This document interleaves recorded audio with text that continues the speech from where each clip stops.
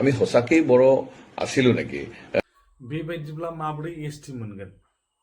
राजबंशिफ्रा माबोरै एसटि मोनगोन दा गावसोरनो कनफिउसनो गावसोरनि जाथि गाननाय जोमनाय राव बाव हारिमु बेखौ लानानैनो गावसोरनो कनफिउस दा बेखौ आं बुङाखै बिश्वजित रायआ दिनै बे बिबुंथिखौ होफैदों आरोना दा बेनि सायाव बिथांमोना कनसियास जानांगौ होननानै बिथाङा खावलायदों राजबंशी हारिखौ दा राजबंशी हारिया थारैनो बर'निफ्राय फैमारनायमोन ना मा बेनि सायावबो बिथाङा बाथ्राखौ बुंदों बिथाङा गावनो कनफिउस जाहैबाय आरो दा बेबायदि थासारियाव माबोरै बे एसटि मोनगोन एसटि बिनायाबो बिथांमोना खामानि गैया होननानै जोङो दा हमनो हायो बा मिथिनो हायो बिथांमोननि बुंनाय रावसो दा नोंथांमोना खोनासंलांबानो जाबाय आरो बेनि सायाव नोंथांमोना सोरजोंबा बाथ्रा दान्थेनांगौबाबो बाथ्रा दान्थेलायनो हागोन आरोना दा बे आरो আমি সঁচাকেই बर' आसिलु नेकि बृहत्तर बर' जनगोष्ठीर आमी आसिलु बा आमी मेच आसिलु आमी मदाही आसिलु किन्तु परिवेश परिस्थितित বা সেই অঞ্চল সেই সময়ত উচ্চবৰ্ণৰ মানুহসকলে আমাক নিশ্চয় জ্ঞান কৰিছিল অস্পৃশ্য জ্ঞান কৰিছিল সামাজিকভাৱে গতিকে আমি পৰৱৰ্তী সময়ছোৱাত আমি ক্ষত্ৰিয় ধৰ্মান্তৰলৈ ৰূপান্তৰিত হৈ আমি কনভাৰ্ট হলো আমি অন্য ধৰ্ম অন্য সংস্কৃতি অন্য পোছাক আমি গ্ৰহণ কৰিলো এনেকুৱা নেকি আজি সমগ্ৰ পৃথিৱীৰ দুই এটা ঠাইত অলপ ইফাল সিফাল হ'ব পাৰে বেছিভাগ বড়ো জনগোষ্ঠীৰ তেওঁলোকৰ যিটো জাতীয় সাজপাৰ তেওঁলোকৰ যিটো দখনা সেইখন একেই ভাষাৰ ক্ষেত্ৰতো তেওঁলোকৰ বৰ বেছি পাৰ্থক্য নাই ঠাইভেদে তেওঁলোকৰ উচ্চাৰণ শৈলী অলপ বেলেগ কিন্তু মূলতঃ তেওঁলোকৰ 99.99 তেওঁলোকৰ ভাষা সমগ্ৰ পৃথিৱীত প্ৰায় একে যদি বড়োসকলৰ ভাষা সমগ্ৰ পৃথিৱীত এক হ'ব পাৰে তেতিয়াহ'লে পশ্চিমী জনগোষ্ঠীৰ আমাৰ যি ভাষা আই মাতৃ যিটো মাৰ ৰাও আমি ঘৰত যি কথাৰে আমি কথা বতৰা পাতো আমাৰ কিয় সামঞ্জস্য নাই পোছাকৰ ক্ষেত্ৰত আমাৰ সামঞ্জস্য নাই এই প্ৰকৃতাৰ্থত যিখিনি কথা বা যিখিনিক লৈ আমি কনফিউজ মই নিজে কনফিউজ মই এতিয়া বিভিন্নজনে কৈছে বিশেষকৈ আমাৰ চিডলি বিজিনিৰ বৰ্তমানৰ যিখিনি আমি কছাছমুখী বুলি আমি পৰিচয় দিওঁ এওঁলোক বেছি সংখ্যক লোকেই এটা সময়ত মদাহী জনগোষ্ঠীৰ আছিল আৰু আমি সেই সময়ৰ ব্যক্তিসকলে কনভাৰ্টেড হৈ পেলাই আমি ৰাজবংশী বা আমি কছাছমুখী হলো আৰু যিখিনি পশ্চিমবংগত নিজকে বিভিন্ন মূলৰ পৰা আহি ৰাজবংশী বুলি পৰিচয় দিলে আৰু তেওঁলোক আৰু আমাৰ মানে অভিভুক্ত গোৱালপাৰাৰ বিশেষকৈ চিডলি বিজনীৰ বৰ্তমানৰ আমাৰ কোচ ৰাজবংশীসকলে মানে পশ্চিমবংগ আৰু অসমৰ মিলি পেলাই কোচ হাইফেন ৰাজবংশী মানে কোচ আৰু ৰাজবংশী আমি পৰিচিত হলো এতিয়া এই কথাটোক লৈ আমাৰ জনজাতি সংগঠন হওক বা বিভিন্ন জনজাতি ব্যক্তিসকল যিসকলে বিভিন্ন ধৰণৰ পাঠ্যপুথি অধ্যয়ন কৰি তেখেতে লিপিবদ্ধ কৰিছে সেইবিলাকক কৈছে যে বিজনী চিডিলিৰ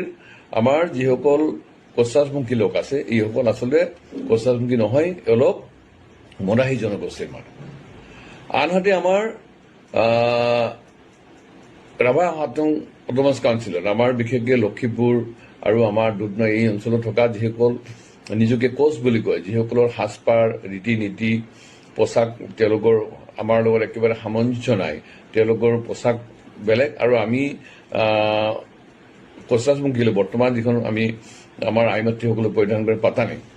এই পাতানিখনৰ লগত আৰু তেওঁলোকৰ পোছাকৰ মাজত আমাৰ সামঞ্জস্য নাই আমাৰ খাদ্য ৰীতি নীতিৰ লগত প্ৰায় নাইকিয়া হৈছে যে আমি এইটো ক'ব পাৰোঁ যে আছে বৰ্তমানৰ যিসকল গোৱালপাৰা জিলাৰ কোচসকল যিসকলে প্ৰকৃতাৰ্থত জনজাতি মূলৰ বুলি কৈছে তেওঁলোক ঠিকেই আছে কিন্তু আমিহে আচলতে এছিমিলেটেড হৈ আমি আনৰ এটা সংস্কৃতি গ্ৰহণ কৰি নিজকে আমি কছাছমুখী বুলি আমি পৰিচিত হৈছোঁ বা পৰিচিত আমি দি আছোঁ এতিয়া পোছাকৰ ক্ষেত্ৰত আমাৰ নেপালৰ যিসকল কোচ আছে বা ৰাজবংশী আছে তেওঁলোকৰ পৰিধান কৰা আই মাতৃসকলে পৰিধান কৰা যিখন পাতানি তাৰ লগত আমাৰ বৰ্তমান অসমৰ প্ৰচলিত যিখন পাতানি আৰু মেঘালয়ৰ আৰু আমাৰ বাংলাদেশৰ যিখন প্ৰচলিত পাতানি বা যিখন আমাৰ পোছাক আমাৰ ৰঙৰ ক্ষেত্ৰতে হওক পৰিধান কৰাৰ ক্ষেত্ৰতে হওক আৰু নামাকৰণৰ ক্ষেত্ৰতো এটা অগাধ পাৰ্থক্য আছে এইটো কেনেকৈ হ'ল আজি সমগ্ৰ পৃথিৱীৰ দুই এটা ঠাইত অলপ ইফাল সিফাল হ'ব পাৰে বেছিভাগ বড়ো জনগোষ্ঠীৰ তেওঁলোকৰ যিটো জাতীয় সাজপাৰ তেওঁলোকৰ যিটো দখনা সেইখন একেই ভাষাৰ ক্ষেত্ৰতো তেওঁলোকৰ বৰ বেছি পাৰ্থক্য নাই, ঠাইভেদে তেওঁলোকৰ উচ্চাৰণ শৈলী অলপ বেলেগ, কিন্তু মূলতঃ তেওঁলোকৰ 99.99 তেওঁলোকৰ ভাষা সমগ্ৰ পৃথিৱীত প্ৰায় একে।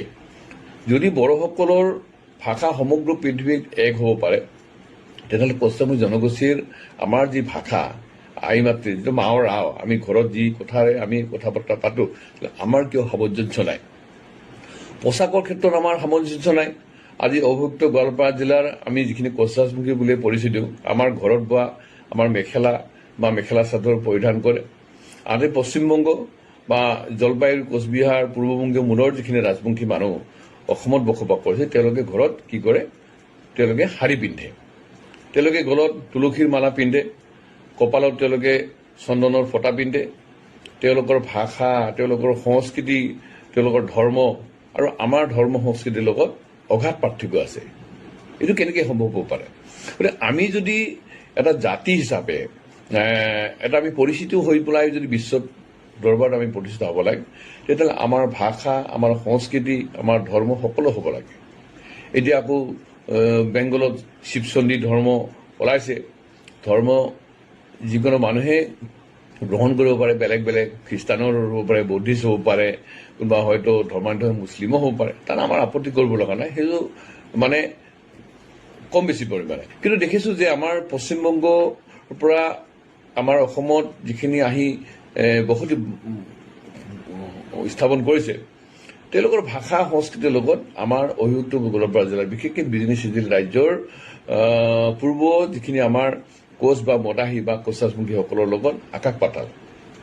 আমাৰ এতিয়া এই জাতি গঠনৰ প্ৰক্ৰিয়াটো আগুৱাই লৈ যোৱাৰ ক্ষেত্ৰত আমাৰ যিসকল বিজ্ঞ মানুহ আছে, এইসকলে এটা অথেণ্টিক এটা আইডেণ্টিটি আমাৰ উলিয়াবলৈ, আমি প্ৰকৃত তাত কি আছিলোঁ, আমি সঁচাকেই বড়ো আছিলোঁ নেকি, বৃহত্তৰ বড়ো জনগোষ্ঠীৰ আমি আছিলোঁ, বা আমি মেচ আছিলোঁ, আমি মদাহী আছিলোঁ, কিন্তু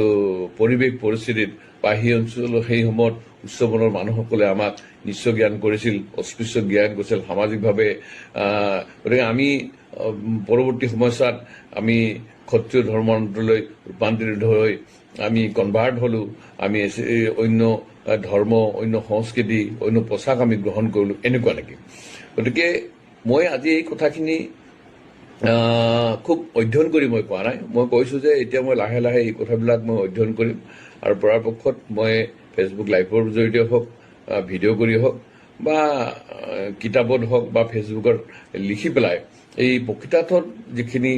কথা বা যিখিনিক লৈ আমি কনফিউজ, মই নিজেই কনফিউজ, মই কৈছোঁ নিজেও কনফিউজ, মোৰ অধ্যয়ন নাই, অধ্যয়ন কৰিবলৈ যি ধৰণে সুযোগ সুবিধা লাগিছিল পোৱা নাই, বা অধ্যয়ন কৰিবৰ কাৰণে যি ধৰণে সমল লাগিছিল এই সমলবিলাক আমি পোৱা নাই। গতিকে আমি সেই সমলবিলাক আহৰণ কৰিব লাগে, আৰু কোচৰাজী জনগোষ্ঠীক ভাল পোৱা আমাৰ স্বনামধন্য যিসকল ব্যক্তি আছে, তেওঁলোকে নিশ্চয় এই জাতি গঠনৰ প্ৰক্ৰিয়াটোক আমাৰ ভাষা আৰু সংস্কৃতিক দিশত আগুৱাই লৈ যাব লাগিব। কাৰণ ভাষা, সংস্কৃতি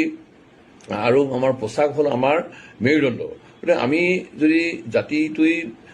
মানে মেৰুদণ্ড পণ কৰি জীয়াই থাকিব লাগে, তেতিয়াহ'লে আমাৰ ভাষা, সংস্কৃতি, আমাৰ লোকাচাৰ, আমাৰ ধৰ্মীয় নীতি আমাৰ এক হ'ব লাগিব আৰু শক্তিশালী হ'ব লাগিব।